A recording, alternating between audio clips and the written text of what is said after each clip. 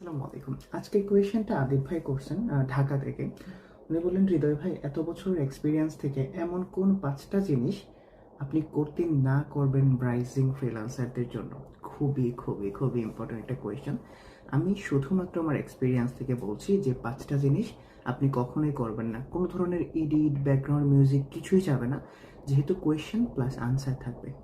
প্রথমত সেটা হলো কনসিস্টেন্সি। দেখেন, আপনি যে কোনো ফ্রিল্যান্সারই হন, আপনি যখন স্টুডেন্ট লাইফ থেকে অথবা কর্পোরেট জব লাইফ থেকে ফ্রিল্যান্সিংয়ে মুভ করবেন, তখন হয়তো বা কোনো দিন আপনি খুব বেশি মোটিভেশন পেয়ে 1 থেকে 2 ঘন্টার ভিডিও দেখবেন, 1 থেকে 2 ঘন্টা প্র্যাকটিস করবেন। তারপরের 4 থেকে 5 দিন আপনি প্র্যাকটিসই করবেন না, আপনি কম্পিউটার ওপেন করেও দেখবেন না, অথবা যে স্কিল শিখছেন এই স্কিলের খুঁজে রাখবেন না। এখন দেখেন, আপনি যদি কনসিস্টেন্সি না ধরে রাখতে পারেন, তাহলে কিন্তু এই সেক্টর আপনার জন্য নাই। তো আমি কি বলি, যদি আপনি মনে করেন যে হৃদয় ভাই আমি ফ্রিল্যান্সিং সেক্টরে আসব, আপনার প্রথম 3 থেকে 4 মাস শুধুমাত্র মাইন্ড সেট করেন। যখন আপনি পুরোপুরি সেট হয়ে যাবেন যে আমি এই স্কিল ডেভেলপ করব, তখন ওই স্কিলের পেছনে মিনিমাম 8 মাস সময় দেন, দেখবেন একটা ভালো আউটপুট পাবেন। এখন ভাই, কনসিস্টেন্সি কিভাবে ধরে রাখবো? আপনি প্রথম দিনে 1 ঘন্টা প্র্যাকটিস করা শুরু করেন না, 1 ঘন্টা ভিডিও দেখা শুরু করে না। আপনি প্রথম দিন 30 মিনিটস, 20 মিনিটস আপনি যতটুকু ক্যাপাবল ওইটা বোঝার পরে তারপরে আপনি ওইটাকে প্র্যাকটিস করেন, নোট করেন, এবং প্রতিটা জিনিস নোট করা ইম্পর্টেন্ট। যদি আপনি নোট করেন, প্র্যাকটিস করেন, অ্যান্ড দেন আপনি নিজের ভুলগুলাকে শুধরাইয়া একদম পারফেক্টলি বেড়ে ওঠেন, তাহলে আপনি একজন পারফেক্ট ফ্রিল্যান্সার হবেন। সেকেন্ড জিনিস, আপনি সেট করতে পারেন না যে আমি কোন স্কিল ডেভেলপ করব।